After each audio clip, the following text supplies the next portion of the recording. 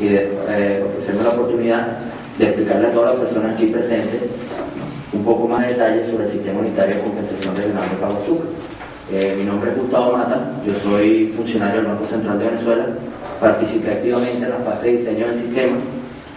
y parte de lo que queremos hacer hoy en esta tarde es explicarle los fundamentos técnico-políticos que dieron origen al sistema y cuál es el esquema de funcionamiento que tiene actualmente y cómo ha evolucionado durante sus primeros 3 años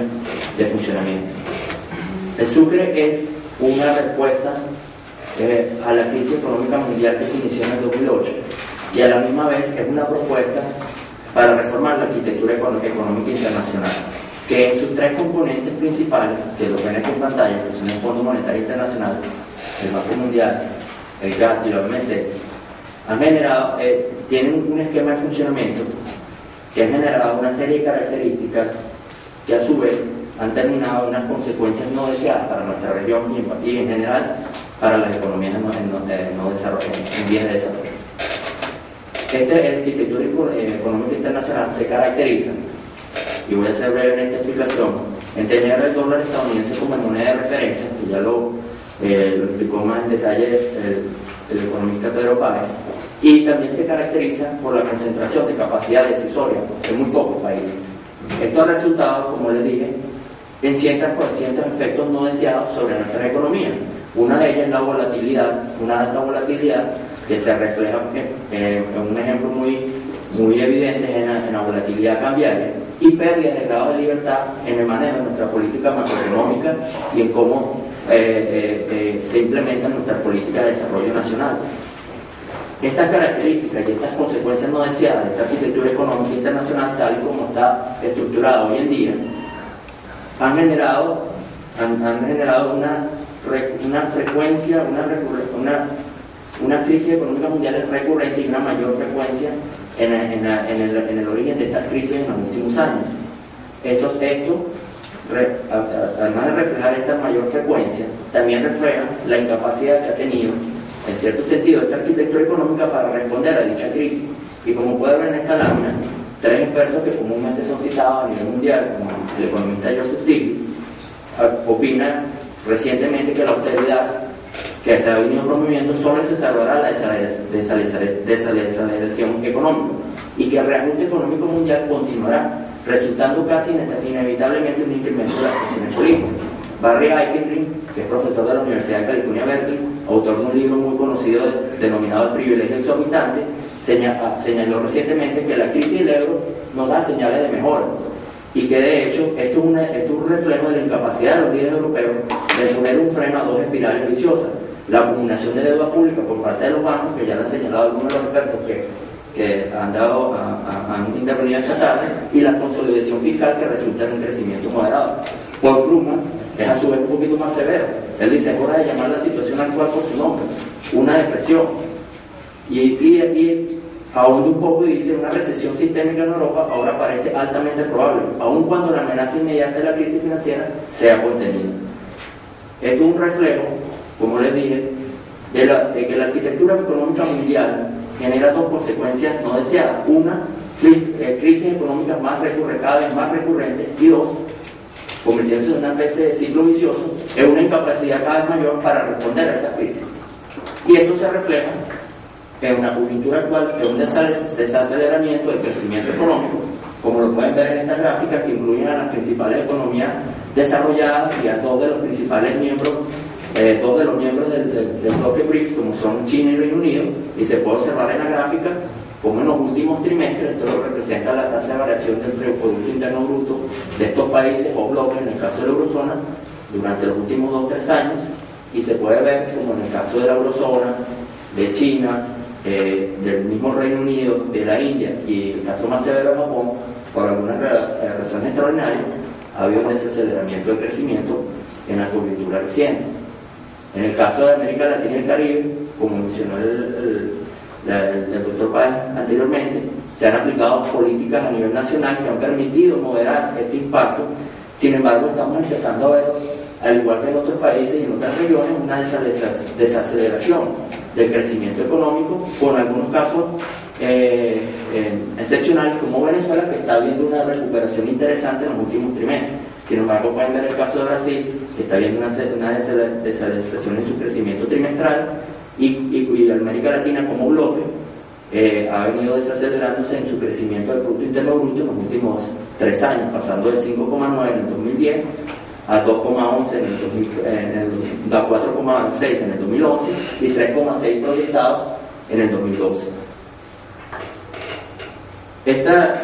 Este contexto ha llevado a que Venezuela, junto con varios países de la región, incluyendo Ecuador,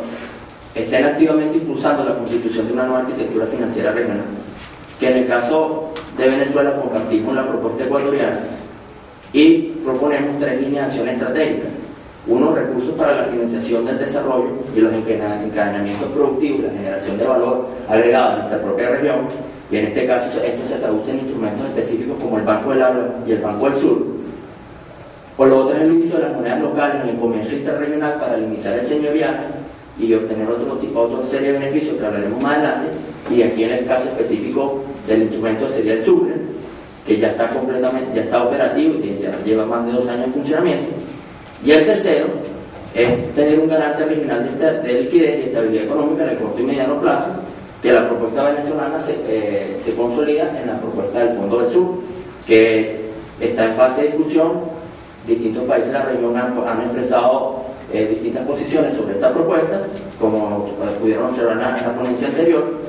y esto principalmente ahora se está discutiendo en el ámbito de la UNASUR, en el ámbito del Grupo de Trabajo de Integración Financiera y del Consejo Suramericano de Economía y Finanzas. Venezuela, junto con otros países de la región, están trabajando estos 3 ejes de acción estratégica en los distintos bloques regionales y emergentes que existen en la región, como son UNASUR, el ALBA y la CELAC. El Sucre, como les mencioné, es uno de los ejes de acción estratégica de esta nueva arquitectura financiera regional. En esta lámina pueden ver cuál es la estructura integral que tiene el sistema.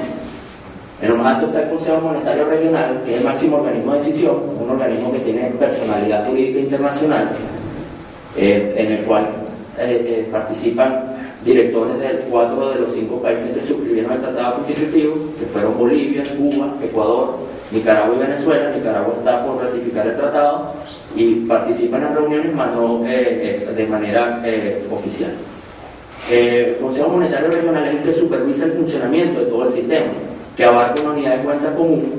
denominada Sucre, también que hay que distinguirla del Sucre mayúscula, que es el sistema integral, y esta unidad de cuenta funge la función de medio de pago entre los bancos centrales. No tiene todas las funciones de una moneda, pero se diseñó como un primer paso hacia progresivamente ir avanzando en una propuesta de una moneda común en la región. Como les dije, esta es la unidad de cuenta que utilizan los bancos centrales como medio de pago en el funcionamiento del Sucre.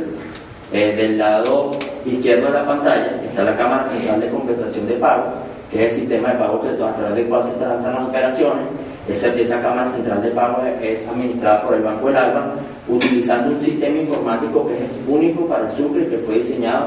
en un espacio de 6 meses, lo cual es un logro bastante importante y demuestra la capacidad técnica de nuestros países y el compromiso con que esta iniciativa se diera en el tiempo que estipuló el mandato político de nuestro presidente.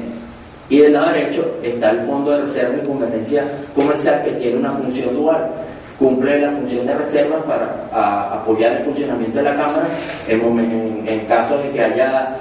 algún país presente un déficit temporal de liquidez en Sucre y el fondo puede asistirlo, y tiene un componente de convergencia comercial que busca financiar proyectos que permitan aumentar la oferta exportable de los países miembros del Sucre en aras de generar una mayor convergencia comercial e incrementar la producción de estos países y generar un mayor equilibrio en las balanzas comerciales. Y bueno,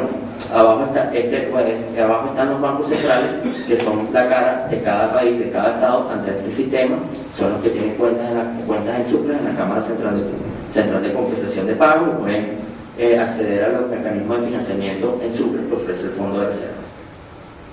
El Sucre es un sistema de pago novedoso que impulsa la liquidación de pagos en moneda local. Aquí tienen un ejemplo de cómo funciona una operación de pago. supongamos que un importador venezolano transa una operación comercial con un exportador boliviano, cubano, ecuatoriano. El importador venezolano acude a su banco operativo autorizado aquí en Venezuela a hacer pago en bolívares de dicha operación, por el monto de la operación comercial. A su vez, este banco operativo autorizado acude al Banco Central de Venezuela y registra en el sistema del Banco Central de Venezuela el instrumento de pago, ya sea una carta de crédito o una orden de pago,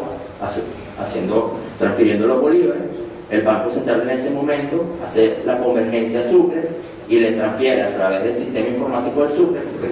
bajo el cual opera la Cámara Central de Compensación de Pago, le transfiere, le hace un crédito en sucres al país exportador, que en este caso representa un débito para la cuenta del Banco Central y un crédito para la cuenta del Banco Central exportador.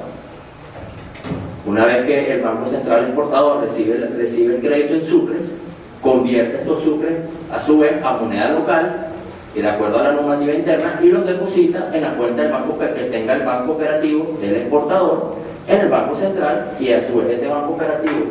del exportador le cancela al exportador en moneda local, en la moneda local del país y de acuerdo a la normativa vigente que estipule el Banco Central y las autoridades de ese país. Como pueden ver, en esta operación lo que hace el sucre novedoso en este tipo de operación es que tanto el importador como el exportador se manejan su moneda local y, a diferencia de otros sistemas de pago, como pudiera ser el caso, como es el caso del CPCR de la LADI, los bancos centrales no tienen líneas de crédito entre sí, ellos se transan en sucres y los sucres representan, desde el punto de vista contable, un activo para el Banco Central,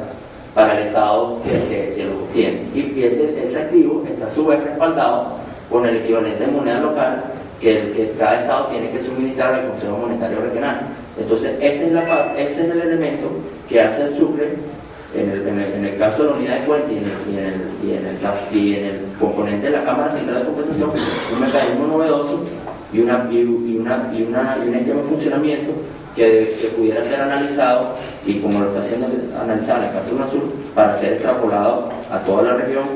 inclusive más allá de otros países fuera de la región que han mostrado interés en el sistema. Otra ventaja importante y otro elemento innovador del sucre es que el sucre se plantea como objetivo incentivar la complementación productiva. Para muchos de ustedes no va a ser una sorpresa que yo mencione el hecho de que el comercio interregional en nuestra región es moderado. En el caso de UNASUR es entre un 12 y un 20% del comercio total. Esto se debe, entre otros factores, a la recurrente crisis económica mundial, al proceso de reprimarización del aparato productivo, al hecho de que en nuestras economías en muchos casos son competitivas entre sí, queriendo decir que producen los mismos rubros del código arancelario. Entonces estamos compitiendo con nuestros clientes a lo externo de la región. El hecho de que también ha habido un agotamiento de los mecanismos convencionales de promoción del comercio. En el caso de UNASUR se elaboró un informe donde se reflejaba que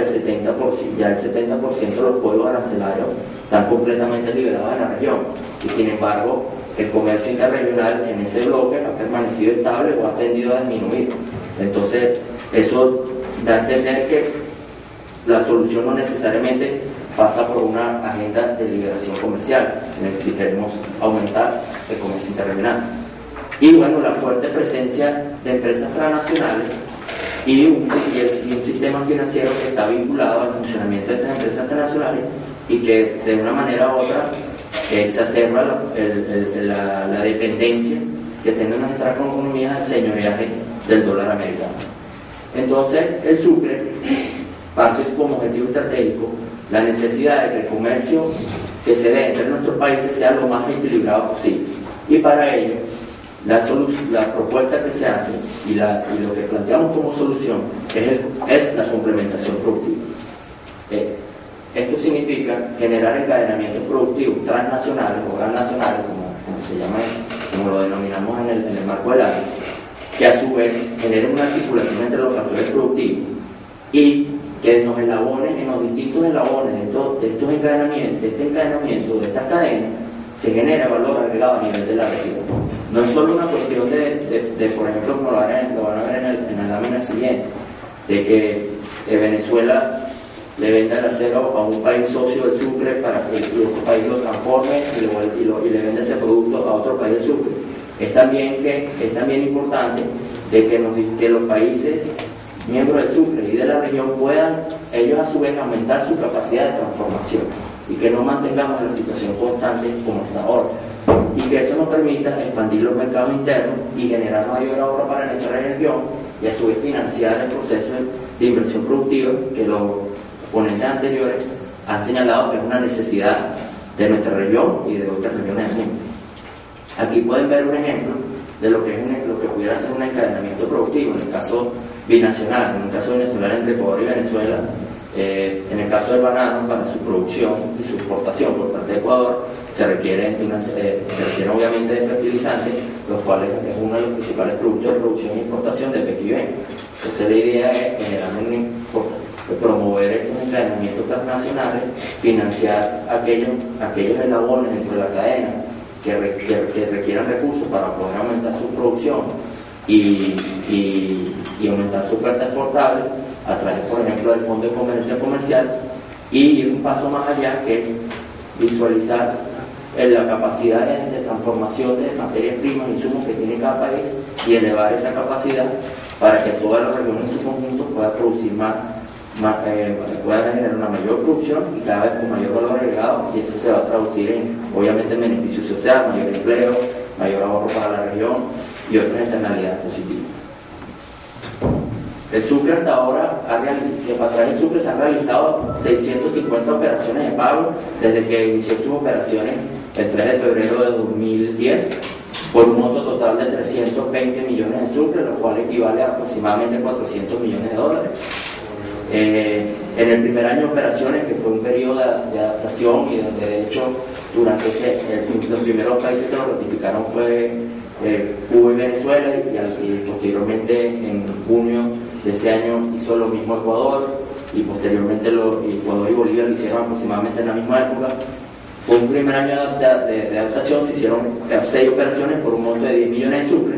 En el segundo año, ya una vez el sistema consolidado, ese monto aumentó a 431 operaciones de pago por un monto de 216 millones de Sucre, lo cual representa un incremento de más del 2000%. Y en lo que va del año 2012 ya llevamos 220 operaciones, esto es al cierre de la semana pasada, el 24 de febrero, llevamos 220 operaciones, más de la mitad de lo que se realizó el año pasado en menos de 2 meses, por un monto de 92 millones de Sucre, y ya tenemos en trámite. Esto quiere decir que no han terminado de cumplir todos los trámites que exige la normativa interna de nuestros países, pero están operaciones registradas que se han registrado como que ya están en camino a ser ejecutadas, casi 200 millones de Sucre, para un monto total de aproximadamente 270 millones de Sucre, que de concretarse, de sumarse lo ejecutado y de concretarse lo que está en trámite, eso representaría un incremento de 34% con respecto al año anterior. El doctor Tobar, como presidente del Consejo Monetario Regional, ha declarado en varias ocasiones que la meta para este año son 700 millones de Sucre, lo cual representaría un porcentaje bastante significativo del comercio que se transa en esta zona de integración. Aquí es importante señalar que en el caso del comercio y de la relación económica entre Venezuela y Bolivia y Venezuela y Ecuador, las autoridades han decidido, y se ha quedado plasmado en acuerdos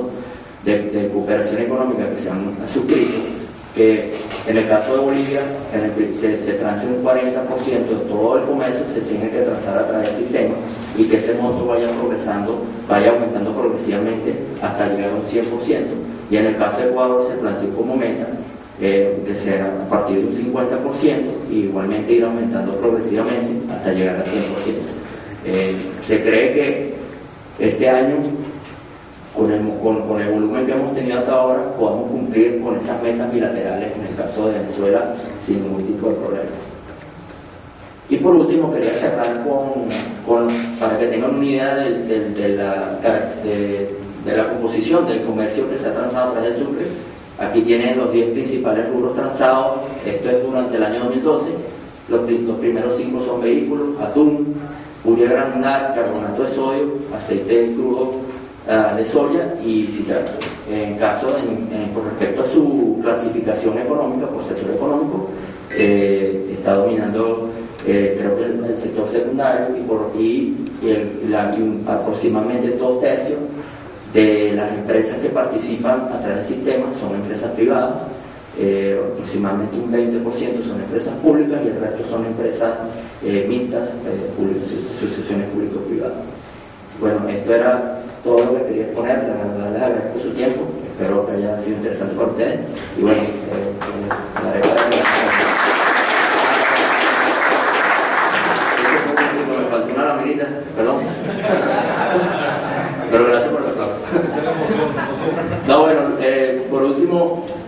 el Sucre, dado las metas que tenemos, se proyecta como un mecanismo, bueno, ya se lo dije, con crecimiento vertiginoso. Esperamos que la existencia del Sucre ayuda a incrementar el comercio interregional, en gran parte debido a la estabilidad cambiaria que ofrece su unidad de cuenta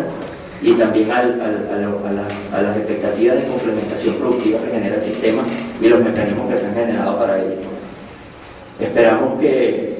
y esto está relacionado un poco con lo que mencionó el doctor Páez, que se fortalezca la red de interdependencia entre los bancos operativos autorizados, que genere una mayor integración entre nuestra banca, que ha sido un obstáculo que ha surgido en el funcionamiento del Sucre. Y proyectamos que la unidad de cuenta del Sucre se convierta en un punto de referencia para la eventual constitución de una unidad de cuenta a nivel en un inicio posiblemente UNASUR, como ya se está discutiendo en el ámbito del Consejo Suramericano de Economía y Finanzas, ¿no? Es una propuesta venezolana de que se discuta técnicamente la posibilidad de constituir una unidad de ese tipo, partiendo de la fórmula y el diseño técnico del Sucre. Y bueno, así, la última lámina, y los dejo con esta cita del economista Aldo Feder sobre la importancia de la integración de América Latina para nuestra economía y nuestro país. Muchas gracias.